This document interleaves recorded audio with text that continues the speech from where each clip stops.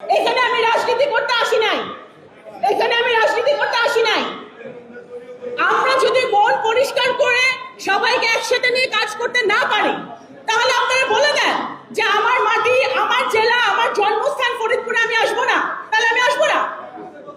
আর যদি আমি আসি আমি আমার নির্বাচনী এলাকায় অনেকে আপনাদের সদর থেকে ওখানে আমার নির্বাচনী এলাকায় ঢোকা হয়, কিন্তু আমি তো কখনো কিছু বলি না।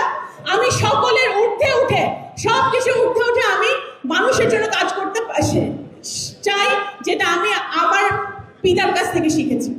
আজকে যেটা শিক্ষা নিয়ে কথা হচ্ছে, এইটাই বক্তব্য আমি দিচ্ছি, কারণ আমাকে তো একটা এনভায়রনমেন্ট তৈরি করা হয়েছে ইচ্ছা করে।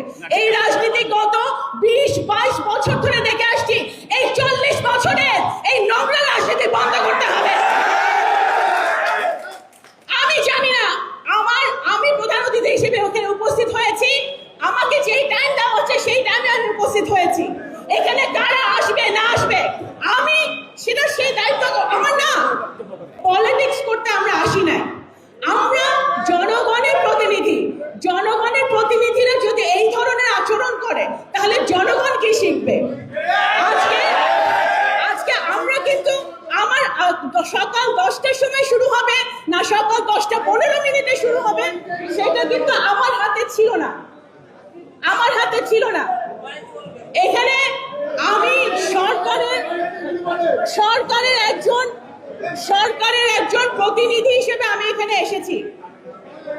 সুতরাং এই ধরনের আচরণ অত্যন্ত দুঃখজনক।